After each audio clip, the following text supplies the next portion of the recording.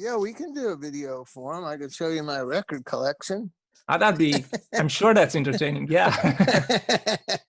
So I'll give you a tour of my office. How about that? That'd be brilliant. Yeah.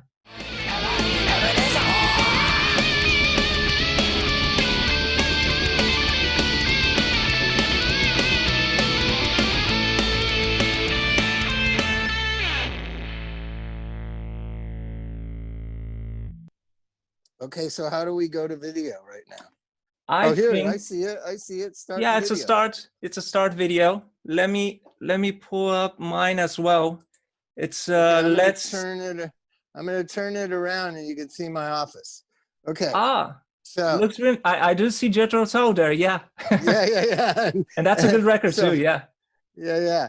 So this is my sacred little space here. I read the New York Times and the LA Times every morning, still read the physical newspaper.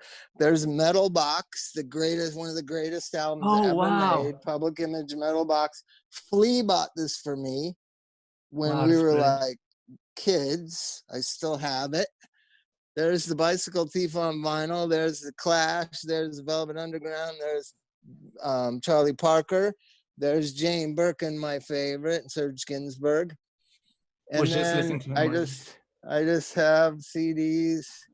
I listen to music constantly, Aphex Twin, Rolling Stones. You know, it's just, and here's my guitars. And that's the guitar that most of the Bicycle Thief was written on right there. Because Josh didn't have a good guitar at the time. He had like $100 Yamaha. I was actually gonna my favorite guy in the world, Sid Barrett. Oh wow, yeah, he's a favorite of our website, definitely. Oh yeah, my daughter's named Sid after Sid Barrett. There's Bob Dylan and Pee Wee Herman up there. And this is an interesting thing. Let me take you upstairs here. So this is an Eric Clapton autograph, because I love that that's his full-blown junkie Eric Clapton right there. That's a guy on heroin. And so it's an autograph picture, and I bought it at a record store. Then it turned out that it wasn't his autograph.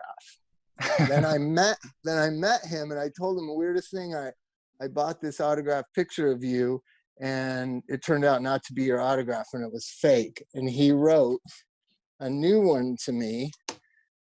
If you can see that, it says, "This really is my autograph, Eric Clapton, 1999. That's brilliant. How cool is that? And that is Frank Sinatra and Tommy Lasorda. There's my son Elvis at the train tracks. Nice. And this is my office. And this is where I write the songs. This is where I wrote a lot of the songs for the new Thelonious Monster record. And you know, I just feel fortunate to be alive, really. Well, there you go. I know you talk candidly about that and about the, I guess, crazier period in the 90s. But first of all, I want to say that in a way, the record collection sort of makes perfect sense, because it's very hard to pigeonhole what style your band is playing. I guess that applies from the first record until now. Because I just listened to the new record, and first of all, I was going, wow, this is a punk record. It starts pretty angry, and then it just moves to soul and to folk and to a lot of great things. Yeah, it used to be, we kind of started trying to be like a fusion of jazz and blues punk rock, right? So some of our favorite bands were the Lounge Lizards. I don't know if you know that John Lurie band, the Lounge Lizards, and Gun Club, which was the ultimate LA blues punk band, the Fire of Love album. Amazing band. And those were the things we liked, and we thought that's what we'd sound like, but we weren't very good musicians.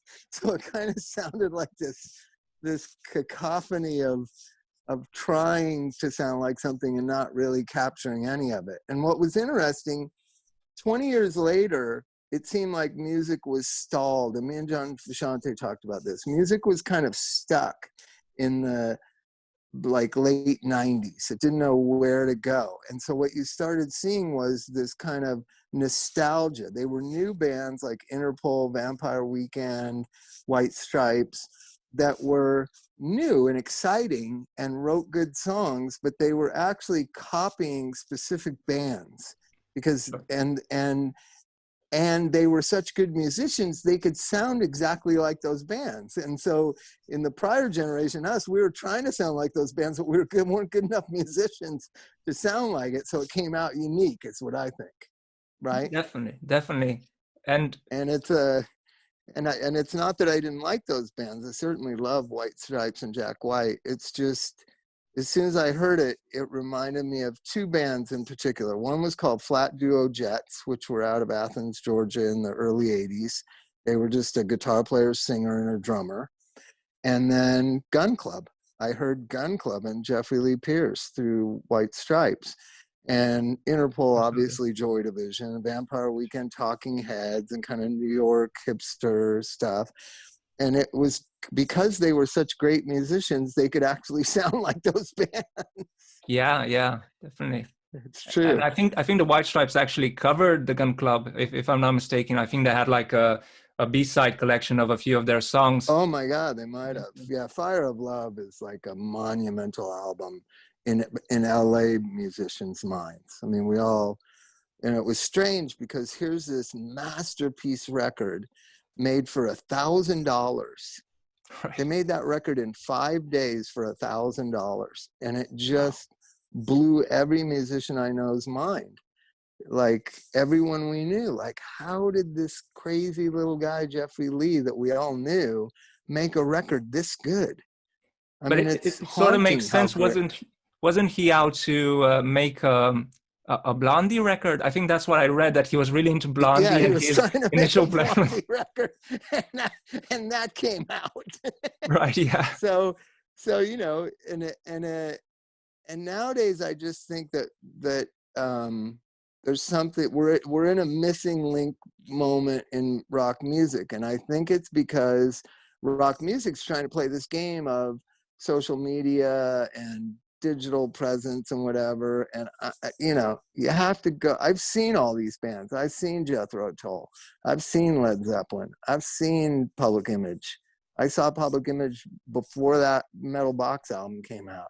It was so exciting. Keith Levine and John Lydon were like special humans on earth, right? Leonard Cohen, like just in his presence, you're like, that guy vibrates at a different frequency. You know, rock and the music I like has to be experienced. It can't be digitized, right? Absolutely. And yeah. so hopefully we can shed this skin that we've all become dependent on our phones and digital world and get back to each other. And I think this COVID quarantine, isolated, no human contact, and this is probably gonna last till next summer. This will make us long to be with one another. And that's why I'm looking forward to playing in Holland and Belgium and Pink Pop and everything, just to be with humans. Like, because I think we got bored being with humans and we embrace digital reality, and digital reality has a lot of negatives, right? I actually saw the listing on Pink Pop, so I guess that's still hopefully going ahead for 2021. I think it will. I think I'm optimistic. Like the combination of treatment, because really, what is a pandemic? It's death. And so if you remove the death factor, then it's just illness. And we all have lived with illness over and over again, repeatedly. And so, you know, it seems like they're able to treat people when they're really sick with it much better. And there's new medicines coming out with that. And then, you know, you hopefully vaccinate, you know, hundreds of millions of people, and then we'll get back to hopefully each other. That's what I'm hoping. Back to better than we were 2 years ago, you know, just sitting around looking at our phones 24 hours a day. Right. Like I The have appreciation. deals with my friends. Like some of my like Josh and Anthony don't ever have phones. So you can Right. go to lunch with Josh Klinghoffer and he's not looking at his phone constantly. I'm probably more guilty of it because I have a job and I kind of have to keep connected. But, more and more, I'm hoping that people will get back to that, where when you go to lunch with somebody, you have lunch with them and you talk, not look at your phone constantly. Right. Right, exactly.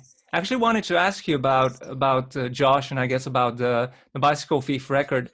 If I'm not mistaken, he was 18 at the time or something like that, and he played Yeah. so many instruments on the album. And what was it like to, I guess, first of all, find him, and what was the collaboration process, given that he was so young and I guess something of a prodigy? Well, since the vinyl came out, he said something really interesting. He's the same age now that I was when we met, or Oh, wow. relatively. Like I was 36, he was 17, and I formed a band with him. And now he just, I think, turned 40 and said, I would never form a band with a 17-year-old. Why Right, would you do that? And to me, age is irrelevant. To me, it's like your excitement for music. And what happened was I had been sober about 6 months or whatever, and I played some shows with Dick Stenny, the guitar player that's on this new Thelonious Monster record. And we were trying to find more people to like form a band with, and most of the people we knew were our age, and they're always cynical and like, oh, what are you going to do, how are you going to play, are you going to play Thelonious Monster songs? And we were just wanting to play music, and like I was newly sober and Dix was excited I was alive, and we played a couple shows, and then Josh played with us, right? That was the first time Josh played, was me, Dix, and Josh played Thelonious Monster songs at this benefit concert. And Josh just was excited, and all the people 30 years old or 35 years old weren't excited. And so excitement is what you have to be to spark a new energy for a band, right? right, I remembered definitely. when Joe Strummer came to LA, he he didn't play with the musicians you typically would play with. He played with, guys in struggling new bands, right? Right, Xander right, right. Schloss, our guitar player and Circle Jerk's bass player, and this guy Willie, who was in a bunch of bands, and Jack Irons had just left the Chili Peppers, and he just got he didn't go and get the great Steve Jones and a bunch of other famous musicians. He went and got little guys in bands that hadn't even really made records. And Right. I kind of thought like, well, I mean, he is my hero, and he didn't mind playing with people that maybe you didn't think he should be playing with. So I just embraced Josh, and he really was a drummer. And then he was starting to play acoustic guitar. And at the time we started, pretty much, I mean, he was a little bit better a guitar player than me, but not much. And so that gave me confidence that I could play guitar and we could write these songs together. Whereas if I was playing it with Xander or Mike Mart, this great guitar players that were in Thelonious Monster, I would feel insecure. And so it just fit perfectly, me and Josh. It wasn't about age. Right, brilliant. I think he actually mentioned that when people question his playing abilities or him playing John Frusciante parts in the Chili Peppers, he actually said, "Well, I'm not really a guitar player to begin with, so this is obviously pretty good." Yeah, he's doing pretty good for not being a guitar player.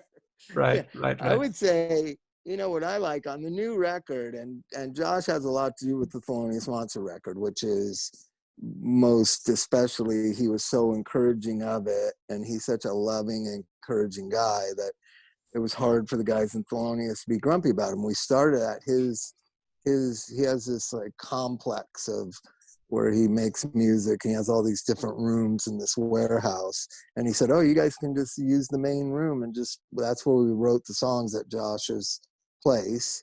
And he was there most days, and he would play bass or guitar depending on who didn't come to the writing sessions. Then he paid for us to record the album. Then he played piano and guitar on the album.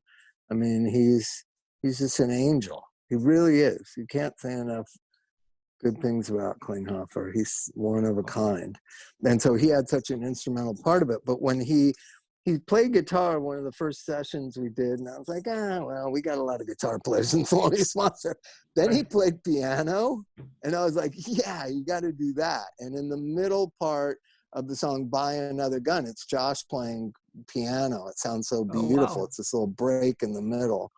And so I would say, if piano is his third instrument, that's my favorite instrument that he played. Right. Right. And I was actually going to ask about the new record. Well, first of all, like I mentioned before, it sounds, it's, for me at least, it's surprisingly angry and full of energy in a way. And I hope this is not an insult. I was kind of expecting maybe like a sort of meditation on life kind of a Yeah. record, which it With is, but it's also very, very sort of punchy and gutsy. well, I had 20 years to have a lot of ideas about things, right? One is, and one of the constant themes of the record, you don't really know what a record's about until it's done and you listen to it, right? One of the things that I think it's about is how insane everything's become. Like, Martijn, who's the bass player, is from Holland. He has a daughter the same age as my son Elvis, and they went to preschool and grade school together, right? And when all the shootings were going on, especially Parkland, I remember he and I having a conversation, and he had found this website where you could buy bulletproof backpacks for your children, so they Oh, could wow. hide behind a bulletproof backpack if one of their co-students, one of their peers, was trying to murder them. And I just thought, what kind of society are we living in, where we don't get to the root cause of why are children killing their classmates? We'd rather just sell them a bulletproof backpack. Right. That's like insanity to me. And so I carried that little tidbit of insanity with me. And then he came to rehearsal with that song. It had, so this is how it's done, buy another gun. Because he was saying, that was the new Trump kind of version of the school shootings. Well, we need to arm teachers. So just understand Right. for Yeah. a second what that means. So an 8th grade teacher should have a gun in her top drawer in case a 13-year-old student of hers comes in and starts shooting his or her peers. And then that teacher should kill that 13-year-old boy. I mean, is that what we're talking about? Is that really what we're talking about? And just how outrageous and stupid and ridiculous our society is, that those are the conversations you have about this hideous problem, rather than what motivates a child to do that. And how can we help that child not feel so isolated, not feel so alone, not feel like they have to kill their classmates. And believe me, social media plays a part in this. Social media and fame, and the Andy Warhol 15 minutes of fame, and the copycat, and the celebration of death and murder that America is all responsible for it. So we need to undo this celebration of murder and death that this country and culture does, right? And Sure. that's a pretty big concept and a big idea. I just know that children need love and support, and they're not getting it. I'm a part of this thing, or I was for a couple of years, called No Kid Hungry. I went to this fundraiser, and I had already been to one that week. There's a lot of organizations you can be helpful with.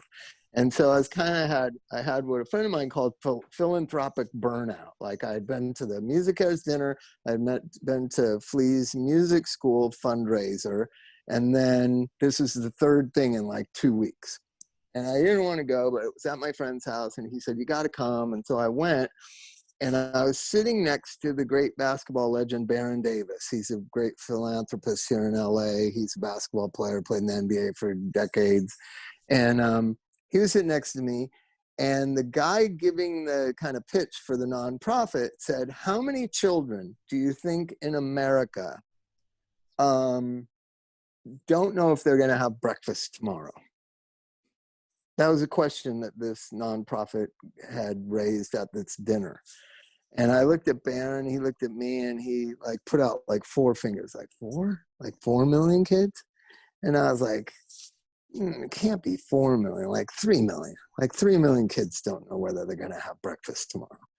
And the guy said, 16 million children don't know if they're going to have breakfast tomorrow in America. Wow. And I was so angry. I was like, A, at myself for not knowing that. B, that a country, the wealthiest civilization in the history of mankind, has 16 million children who go without breakfast in the morning. That's disgusting. And so I became a part of No Kid Hungry, and then that led to No Kid Hungry being this movement, and then they got hooked up with Subway sandwich company. I don't know, do you have Subways in Holland? We do. They're pretty popular, yeah. Oh, okay, so Subway embraced No Kid Hungry, and it's been this outreach and this movement to get, like, at the very least, children should have breakfast in the morning. At the very fucking least. Sure. Right? And so all these outrageous things that happened through the years to me, all these insane kind of frustrating things came out in the album. All that stuff came out. And so yeah, in real life, am I a Buddha? Kind of. Like I don't get upset about much. But when I think about the injustice and the divisiveness and the stupidity in this country, I do get angry. And it was the subject of a lot of the songs. There's a song called 16 Angels. It's about the homeless problem in LA. That was a guy I knew. He's the one who said, he was a homeless guy that lived near my house, and I would talk to him and kind of try to help him, and over a period of years. And one time he said, the thing I hate most of all, Bob, is that people just look right through me. Right. Like when he's asking for change, or he has his sign saying help please, or give money or whatever. And I just remembered that line, that people just look right through him. We do in Los Angeles. We try to look away. We don't want to look at the homeless problem in Los Angeles. I mean, it's unbelievable. I mean, I was in Holland in the 80s. Over there's some problems over on that Needle Bridge in the red light district, right?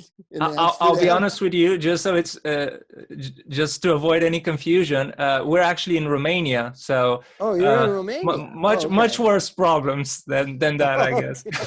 Okay, no, but I just think of all these. It's Holland that I was talking to. I'm sorry, but but so this idea that Europe has had a homeless problem. In England, they had a big problem in the 70s with squatting and all this kind of stuff. I've been through all those situations. I was in England in the late 70s. I was in Europe and Eastern Germany in the 80s. In Cologne, Germany, there was a big homeless encampment there. It's nothing like what LA is like. There are 50 to 100,000 people sleeping on the streets of Los Angeles every night. On the streets, just on the ground. And it's a pretty aggressive environment, if from what I've heard. It's a scary environment, yeah, because there's these encampments and it's just something. And at the root of it, I was trying to say, we call it a homeless problem, but it's really not a lack of homes. There's homes for all these 75,000 people. It's a drug and alcohol problem. It's an addiction problem. It's a mental health problem. It's a economic disparity problem. It's a lot of different problems, but lack of homes, I don't think it is. And then I was talking to a homeless advocate who said, we don't use the term homeless anymore, Bob. And I said, okay, what term do you use? And he said, unhoused. Oh, wow. That sounds much more polite. Yeah. Yeah. And I was like, but it's not about housing. If you spend I was unhoused for 2 years from 94 to 96. It was because I was spending every dime I had on crack and heroin. And that will create its own stress and mental health challenges. And I have mental illness, right? So I was not homeless because there was a lack of homes. I was homeless because I was a drug addict and mentally ill. And until we take away the stigma of being mentally ill and being drug addicted, we're going to call it homeless because it's more quaint, and even better, unhoused. Right, right. And it sort of takes away from it sort of makes the victims seem responsible for their situation more than they actually are. Rather than saying, these are people who are extremely vulnerable, to say, they're homeless. They must have done something wrong, which of course is very unfair. Their home, right? They lost their home, and so that song "16 Angels" addresses that. And then "Disappear," the opening track, that's very aggressive. We wanted it to be aggressive. I think that we're all in a slumber to a certain extent. I think if Donald Trump did anything for America, it woke itself up out of its slumber. Meaning there was a lot of people, the coastal elites were called, the Los Angeles, New York, Seattle, kind of Boston brigades. I travel a lot, so I knew that racism is alive and well in the bosom of America. But there was a lot of people believing the Obama bullshit that we were post-racist society. It's not true. And what Trump did was stick a stick in liberals' eyes. Like, he's racist. His followers are, a large part of his following are racist. This is the last gasp of white privilege in America. They know that by 2050, whites will be a minority in America. And it woke people up. It really woke them up that this is there's racism is alive and well. And I knew it because it's not like under Obama, the police stopped killing young black men. The media stopped reporting it because it just didn't seem to jive with the fantasy of a black president, right? So there was this kind of, everything's getting better. No, it's not getting better. It's not. It only can get better by fighting for justice and righteousness. It doesn't get better by ignoring it, right? And that's what had been done under Obama administration. It just seemed like, a kid would get killed by the police and it would get no media traction whatsoever, because I think it conflicted with the media's narrative that we are living in a post, racist society because there's a black president. And I think it was not true. And so Trump awoken politically a lot of people to the reality of what America is, right? I think music, and rock and roll music in particular, needs to wake people up out of their slumber, right? Wake up. How do you compare, let's say, the protest music of the 60s and maybe the punk music as compared to, let's say, protest music now? Because at least on the mainstream, there doesn't seem to be much of that, or at least it's sort of ignored. Well, I don't want to be cynical. There's one thought, though, that bands that are so huge and big and based on nostalgia and $400 ticket prices, they know that half the audience are Trumpers, honestly. And there's this idea that you can't tell. John Lennon's outspokenness that he got in trouble for in 67, I think, saying they're bigger than Jesus, or his outspokenness post-Beatles. In 1965, the Beatles said they wouldn't play a concert unless Negroes were allowed to sit wherever they wanted. Name me one artist in America in 2020 or the world that has that kind of balls. Risk their career for that, right? Risk their career. In 1965, they said that. We will not play anywhere that Negroes are not allowed to sit wherever they want. In 1965. Paul McCartney, John Lennon, George Harrison, Ringo Starr said that. Who has really spoken out against Trump in the rock world? I haven't seen a lot of it. Eddie Vedder probably is the one person I've seen speak out against it. Even Bruce Springsteen's kind of mute about Trump. I mean, that's shocking to me. Because he knows if he's going to go out and play, football stadiums, half the audience is going to be Trumpers. I really believe that cynical view is part of it. It's not all of it. There's also a fear of retribution, right? Because who wants to be attacked by an onslaught of, Bannon and Trump and the Twitter nausea world? Who wants to step out and embrace being attacked like that, right?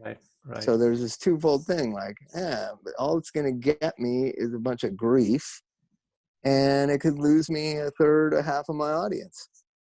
I really believe that's why you don't see most rock bands speaking out against it. Right, and I guess the cancel culture as well, and that the strength of that. And I actually wanted to ask you, sort of in connection to protest music, and of course to Bob Dylan. I'm one of my favorite recordings of yours is the one that you did for the "I'm Not There" soundtrack. I'm just curious, how does that work? Because to be honest with you, although I consider myself a bit of a Dylan aficionado, that wasn't a song I knew, and I later learned it's I guess a blues number that he converted and then that you sang. How does that work? Well, I know the history of the song. It was an old so there was, before Dylan made his record, he was a part of the folk music at Gertie's Folk City, and there were kings of that world already established. He was just a kid. Right. And a lot of those folkies played all these different songs. And so what Dylan did is said, I'm going to learn everybody's sets. Right. Dylan was an ambitious little fucker, for one thing. So I don't know who initially, it might have been, I forget who probably did Moonshiner first, but they'd take these old bluegrass songs or these old blues songs and rework them into these modern day folk songs, right? And so that was a part of his set at the Gertie's era before he got, signed and made the first record, right? But a lot of his first record, that first folk record, are other people's songs. Rick Von Schmidt, the other guy, I played with the one guy that used to do See That My Grave Is Kept Clean before Dylan. And so there was all these songs that just filtered around in that folk music world. And Dylan had covered that. And then Todd, the guy that made the record, and then Randall Poster, the guy that put the soundtrack together, kind of chose a song. They were trying to choose songs that weren't as closely associated with Dylan, right? Trying purposely to be, because Dylan hadn't given, permission to do that movie. Oh, right. So they were trying to least defend him as possible, I think. So they didn't pick songs off the first Bob Dylan record to portray him in his folk era. And then they have the little black boy playing Dylan at 19. It's just so mythological, it's just so poetic and interesting the way that they did that movie. So Dylan saw a rough cut of the movie and said, I love it. You can use my songs. So that's why my song version of Moonshiner is on the soundtrack, but it's not in the movie. It was supposed to be in the movie when the boy runs away and gets on the train, right? And that's my it is scene. Brilliant. Oh, right. Remember that. Yeah, and then that's my scene. Then Jim James's scene is actually, he plays himself in the Richard Gere version of Dylan, which is supposed to be the Woodstock version of Dylan, the post motorcycle accident Dylan. And Jim James is singing, going to Acapulco in that little township or whatever. It's so cool. Exactly, That movie's so great. If people haven't seen it, they got to see it. It's brilliant. Yeah. And the soundtrack, it's really an experience into itself. I mean, and choosing, of course, a lot of lesser known Dylan songs and reworking them. It's really great. And speaking of that, I'd really regret not asking you this, because I know in a different interview you mentioned that you decided to form a band once you saw the Replacements, and of course we're big fans of the Replacements. How good or bad were they on the night that you saw them? Because of course they're famous for the fact that they were so good, but they purposely mess things up. Well, it on was their... early on, so they became worse as they went along, Right. which is the exact opposite of most bands, Right. right? Right. So I saw them on the Hootenanny tour, the first show they played in Oh, LA, wow. and they did play Hootenanny first song. They started out with Paul playing bass and Tommy playing drums and whatever, and it was, you know, it was you could just tell like these guys are special. That's that thing about music where there's just special people. They might not deliver even. I mean, I've seen, you know, so many people not really deliver, but nobody didn't deliver like the Replacements didn't. So then Right. they switched back after playing Hootenanny to their own instruments, and they were even worse than playing the Hootenanny song, but it was just so charismatic. Then I remember at one point they did Sitting in the Back of a Car by Big Star, and they did it really Wow. good, and it was better than their own songs. And it was like, because they were trying to be good, they were trying to serve the song. And so I just thought, I walked out of there thinking two things. One is they are my favorite band. Two, I don't know why. And three is I can form a band. If they can have a band, I can have a band. Right? Wow. It really was this inspirational thing that other people said they felt with Velvet Underground. I think there's a very much a correlation that rock critics have never picked up on, which is this correlation of inspiration that the Replacements created that was similar to what I've read about the Velvet Underground creating, right? And Definitely. obviously Yeah. there's a bigger sample size of Replacements to be inspired by, but I think their main inspiration came from Hootenanny and Let It Be, and those shows they played over those 2-3 years. I think it inspired so many people to form bands, right? And when you hear Michael Stipe and Peter Buck talk about hearing the Velvet Underground record, they said, you know, I'm going to have a band. Right. Very similar. How inspiring Velvet Underground's first record was to one generation of musicians, and then how inspiring the Replacements as a whole, their live gig, their anti-corporate, fuck you to everybody kind of attitude with this brilliant songwriting. Oh, right? yeah, absolutely. One of the greatest, I think. I mean, think about it. The song Androgynous.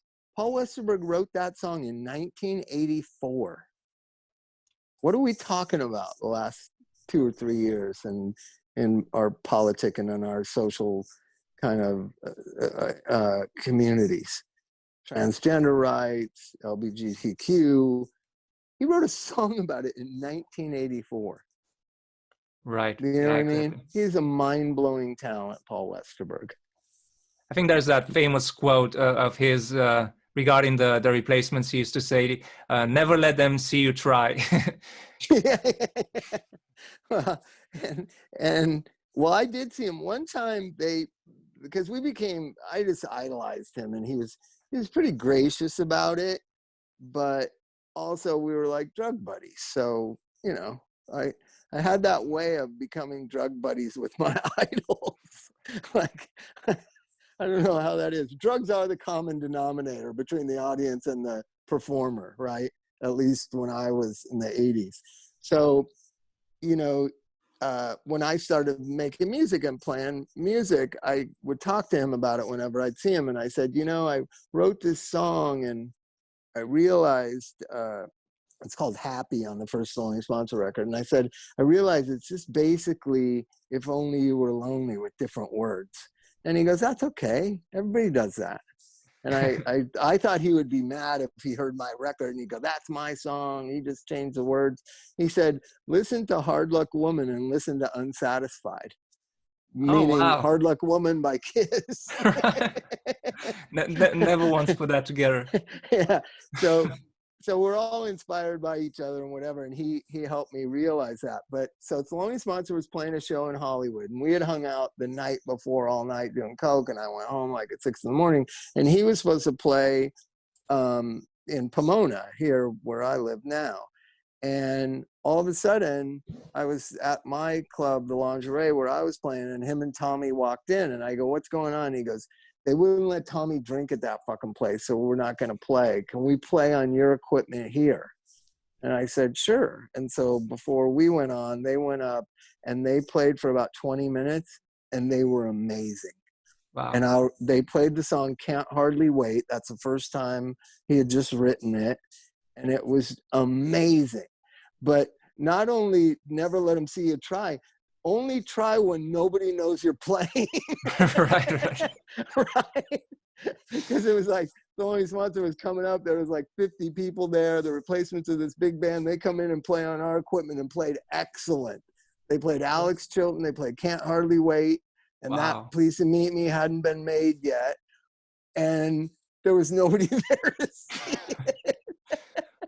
Wow. And they canceled their gig because the club wouldn't let Tommy drink because he's under 21. That's amazing.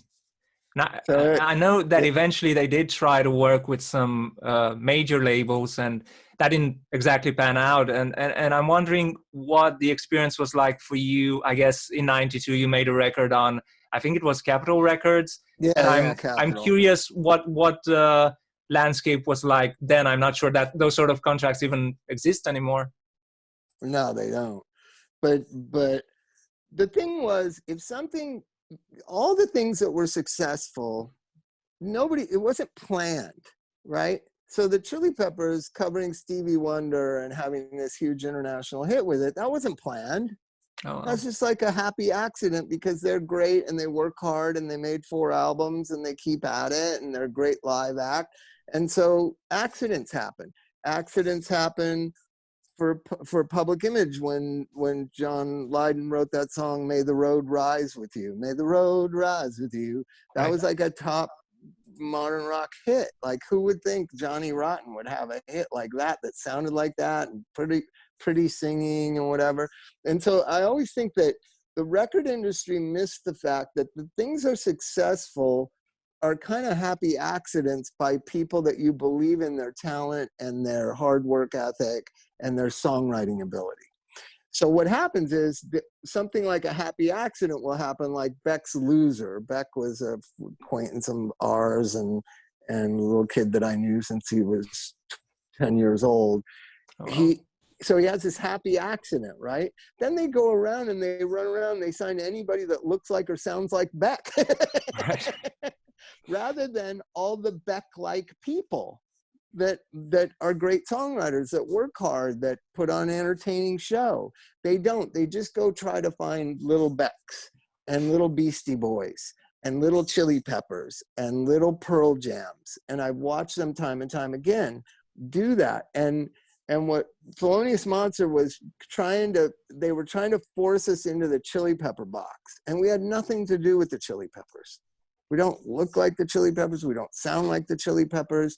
But since we were so closely associated with the Chili Peppers, I think that's why we got these major record label like, oh, well, now look what's happened to the Chili Peppers. So Thelonious Monster, they're best friends, and they play shows with them all the time. So we'll hopefully have the Chili Pepper success with Thelonious Monster. I think it was, and we had nothing in common with the Chili Peppers. They're better musicians. They're different types of songwriters. They're harder working. They're much more entertaining. They're handsome, right? And you're going to try to make us that? It's never going to work, right? And I was trying to pull it in the Replacements direction. The Replacements were failing, so nobody wants you to copy a failure, right? Right?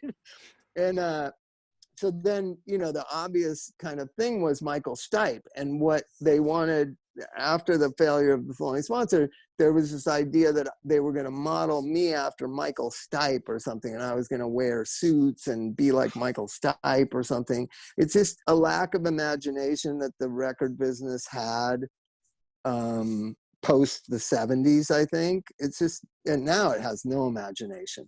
They sign things that have, based on Twitter followers and YouTube. You know what I mean? Right. So now they've just admitted they have no imagination, right? But before their imagination was, well, we think that you could be like this person or that person. And I've seen that mentality play its way out through the 80s and 90s and 2000s, right? When Radiohead hit with Creep, they signed all Radiohead bands. I was here living in LA when they did it. They're like, anybody that sounded remotely like Radiohead and had bleach blonde hair, they would sign the guy, right? Wow. And if everybody forgets that Tom York, before he was so ultra cool and didn't care about anything, had bleach blonde hair. I just want to make your viewers aware of that. He wanted success. That's true. You don't bleach your hair and wear Kurt Cobain sweaters unless you want success. Right. And everything else they ironically did afterwards sounded very little like Creep and that album, like Pablo Honey. So ironically, yeah. And I'm actually sorry. Go ahead. What to me, when like Radiohead is an example of what could have been, and a culture that doesn't embrace ambition and all this kind of stuff. Nobody ever criticized Bowie for his ambition. Right. Nobody ever criticized John Lennon for his ambition. Nobody ever criticized Bruce Springsteen for his ambition. How all of a sudden in the 90s were you criticized for wanting to be successful? I don't know why that is, right? That you should not want to be successful. That to me, and Kamala Harris said something in the campaign that really struck me really wrong. And I hope she misspoke or doesn't believe this, but she said, we want an equal playing field. Okay, that's what I want for everybody, every child, an equal playing field. And we all want to end up in the same place. No. We all can't end up in the same place. We're going to all end up in different places, but that's okay. I'm good with my life. I'm good with Fleet's got, and Anthony got their life, and Klinghoffer's got his life, and Eddie Vedder's got his life. I'm cool with that. Are the millennials a generation that aren't cool with that? Because it seems like everything is geared towards millennial mentality.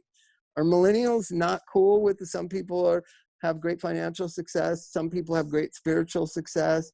Some people, are lucky enough to embrace and love family. Some people aren't.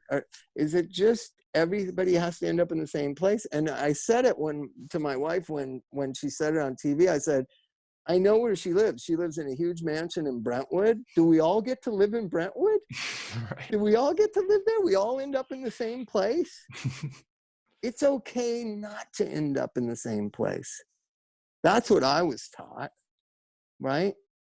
And it's something that I think millennials are going to have to battle with, right? This whole, movement of sorry. This whole movement, can you hear me? I do. I can, yeah. Okay. Yeah, sure. This whole movement of justice isn't about where everybody ends up. It's about the equal playing field, and controlling outcomes. Like, I live the way I live because this is how I want to live, right? Other people live the way they want to live. That's what's I should beautiful. Sorry to cut in, but I should actually ask you, because I'm really curious. There was that whole aesthetic in the 90s that, ambition was a bad thing, let's say. Was that something real, do you think, from, let's say, the grunge bands, the alternative rock bands? Or was it like a marketing ploy from record companies just to make them look cool? These guys that are not even trying and writing hits and great records, really. I just knew the personal side of it. Like, you just want your music to be heard by people, by the most amount of people. That's how you know you're moving forward. Sure. Right? And it's exciting when you go from, like that example at Lingerie, when you're going from playing for 50 people to Lingerie to 500 people to Lingerie. And then you're too big to play the Lingerie. Then you play the Palladium. And then you're too big to play the Palladium, you play the Greek Theater, and then you play the Forum. it's this journey that's so exciting and tells you I'm doing the right thing because it's connecting with more and more people, and more people are having joy and sharing in it and understanding my view of things and connect with our music and whatever. That's how it works. Nobody wants to stay the same or to not succeed, right? What Michael Stipe and a lot of the complainers, Kurt and all the people, what they were complaining about was the downside of success, which, you know, I think that's existed since Frank Sinatra in 1939. There's a downside to this kind of adulation and success. The Beatles certainly suffered it. The Beatles felt trapped, like they couldn't go anywhere. You couldn't go to a movie, you couldn't go anywhere, you couldn't do anything. But that, when you're a mature adult, you understand, like my dad used to always say this thing, to whom much is given, much is expected. Because I grew up pretty wealthy or whatever. So my dad would try to kind of impart to us, like, yeah, don't complain. You got nothing to complain about, right? From the day you were born, you have nothing to complain about. That's important, right? To understand gratitude and giving and to have compassion towards others that are less fortunate. But if you, what I'm saying is there's this discounting of how fortunate you are as a successful musician, and then only focus on the complaining parts where people are bugging you for autographs or they want to ask you what you think. I mean, I've watched the Chili Peppers go through it, and sometimes it's a pain in the ass, but they handle it graciously and kindly and thoughtfully. It's not the end of the world. It's not this torturous thing. It's not like fighting in Vietnam. And the rock stars of the 90s made it seem like, oh, like Greta Garbo, like, oh, it's such a burden. Like, you know, and some of them handled it really well. Eddie Vedder said, I don't want that kind of fame. I'm not going to make videos for MTV. And he had great success. And he didn't have that kind of fame on him all the time. Michael Stipe, who complained about it the most, continued to make MTV videos and continued to complain about it. And ironically, then just REM became insignificant. I wonder if he's happy now. Strange, yeah. And I should actually ask you, and sorry if I'm jumping the boat a bit, but regarding, I guess, John Frusciante and his first entry into the Chili Peppers, I've always heard that he was, for a very brief moment, a guitar player in Thelonious Monster. Yeah, he was. How would the Chili Peppers ask a young John Frusciante to join their band? How does that happen? Well, it happened was, I had heard about him from Flea. Flea said, there's this kid that me and D.H. Peligro was the drummer for the Chili Peppers for a while, the drummer from Dead Kennedys, and that D.H. and Flea jammed with John, like for a couple hours one time out in the valley. And he told me, this kid's amazing. He knows all of our songs. He knows everybody's songs. He's just amazing, but he's 16 years old, right? And so this is like 6 months later, our guitar player, Chris Hansen, said he was going to go back to college and he wasn't going to go on the next tour. And so I said, okay. And so I called Flea and I said, dude, you need to give me that kid's phone number. Because he had said he knows all Chili Pepper songs, he knows all Thelonious songs, he knows all Fishbone songs, he knows everybody's songs. He's an amazing savant musician, right? And so I said, give me that kid's phone number. And this is back in the time of landlines, right? There was no cell phones. And he goes, no, I don't want to give you the phone number. And I was like, why? And he goes, because I keep thinking about him. He's like, amazing. And I said, well, just give me the phone number. Like, we're just going to do a tour. We just need somebody for a tour. And so he gave me the phone number and we called John. And by this time, John had turned 17. And he came over to rehearsal. I wasn't there. Me and Anthony were like golfing or something. And I said, oh, that kid that Flea's talking about is auditioning today for Thelonious. And Anthony said, I'll come by. And so we went to our rehearsal space. And they were playing already. And I walked in, Anthony was behind me, and I walked up the microphone and started singing. And it was magical. Rob Graves, our bass player, who was in the band Gun Club when they made that great record, Fire of Love, was looking at me when I walked in the door like, this kid is amazing. This kid is amazing. And they had been jamming with him for like an hour. So then that's the first time I met John. I said, so what songs do you know? Let's do a song. And he goes, I know all of them. And I was like, okay. And he goes, I go, well, what song do you feel most, what song you want to play, with me singing, like being the big singer guy? What song do you feel best you could do best? And he goes, all of them. And he goes, you pick one. And so our hardest song to play is a song called Positive Train. That's on the first record. Even Chris Hansen, who wrote it and wrote the riff, can't play it. It's a really hard riff to play. And so then Pete counts off the song, the drummer counts off the song, and John goes, stop, wait 1 second. And he goes, what part do you want me to play? And I was like, because there's 3 guitar parts. And I said, well, you're going to be replacing Chris, play Chris's part. And he goes, okay. He knew which guitar part. Oh, wow. Yeah. And so then counted off the song. He played the riff perfectly. He played the song perfectly. He added to it. It sounded like it does on the record the first time he played it with us. And I just went, oh my God. And after the song was over, I was like, well, if you want, I guess you're in the band if you want to be in the band. And he got so excited, and his girlfriend was outside, and he ran outside. And by this time, Anthony had left and gone over to Flea's house and said, why didn't you tell me about that kid? We got to get that kid. So, you know, but we're all friends. And Anthony said, so he'll do the tour with you guys. And so John was in both Thelonious Monster and the Chili Peppers for about 3 months. All right. And then it became apparent, like, you know, I don't know if it became apparent. I just knew that they would win because he honestly just liked them and loved them more than us. So, you know, I just said, well, I mean, it's all pretty obvious he should be in the Chili Peppers. Ironically, somehow, but that was over a period of months. Like, it was hard to give away John Frusciante. Right. Not that he's I can imagine, yeah. But to say, no, yeah, he's probably better in the Chili Peppers. I did say that, but I didn't really mean it. That's a brilliant story. Yeah.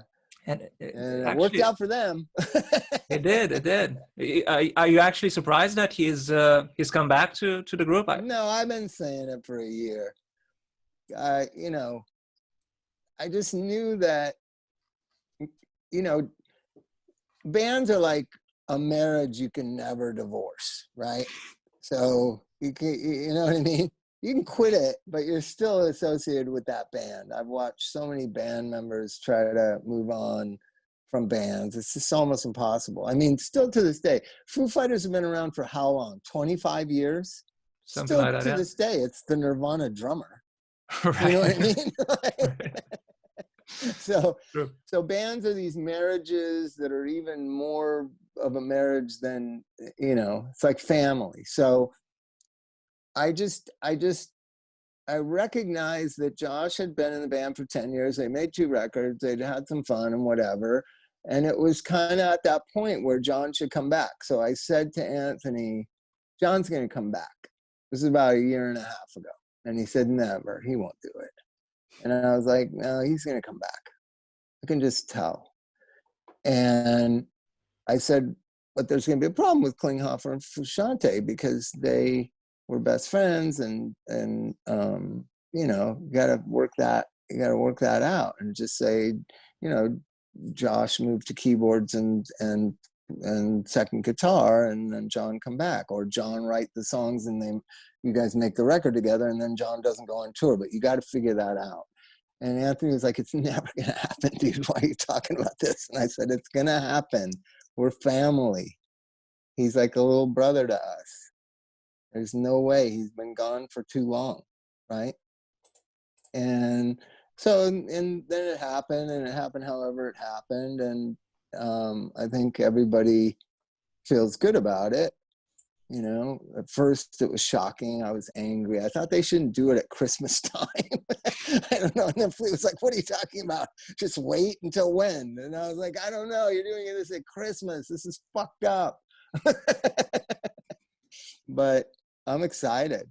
And then I just want everyone at home to know John Frusciante performed live in Thelonious Monster first, before he played in the Chili Peppers, because they've only played one time. That was at a friend of ours' son passed away, and we did a memorial afternoon for this kid who loved music. And so it was Jane's Addiction, Chili Peppers, and Thelonious Monster, right? Right, yeah. And John played in Thelonious Monster. I remember it was pretty great. Wow, and amazing. You can see it on YouTube. If you can find it on YouTube, get it up there. And it was just like it was in the 80s. It was Fishbone, Chili Peppers, Thelonious Monster, Jane's Addiction. It was just a really nice afternoon, and it was a perfect way for John to rejoin, really. Right.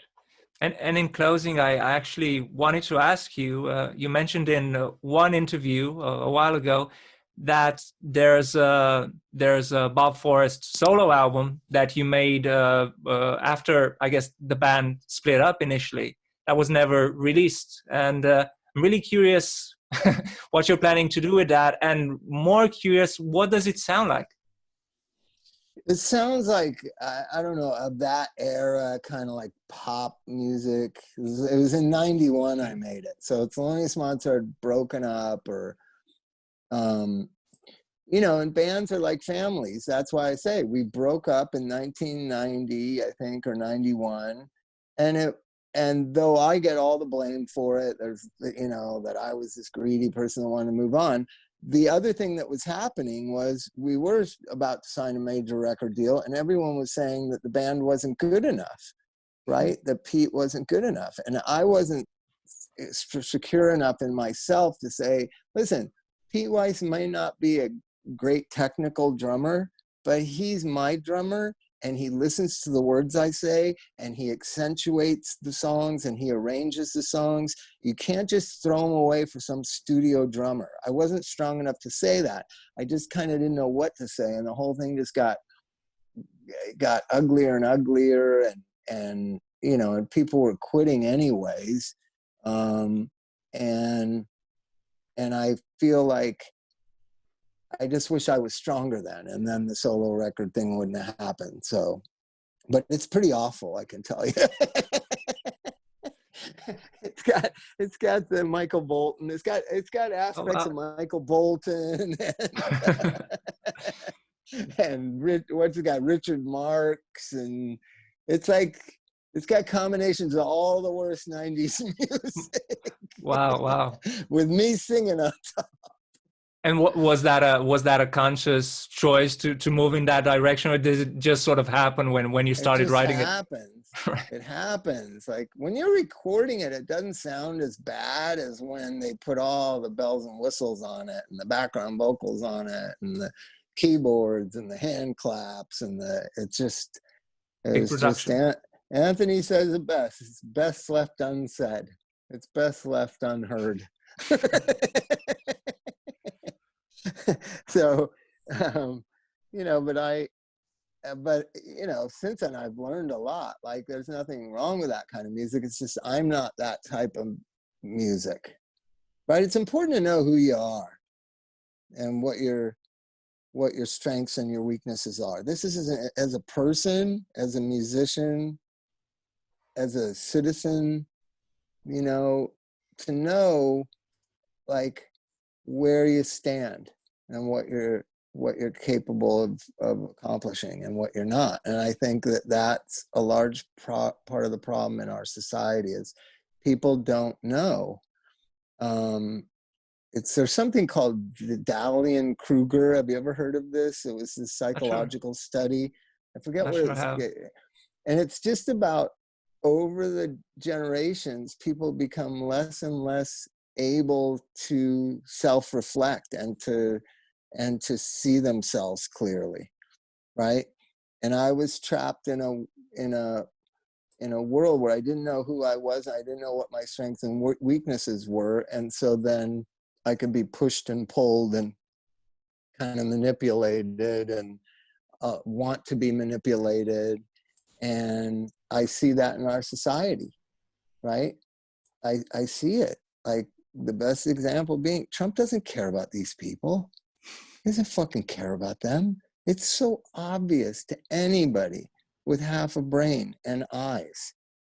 He cares about himself, and he uses them as a pawn, as a means to an end.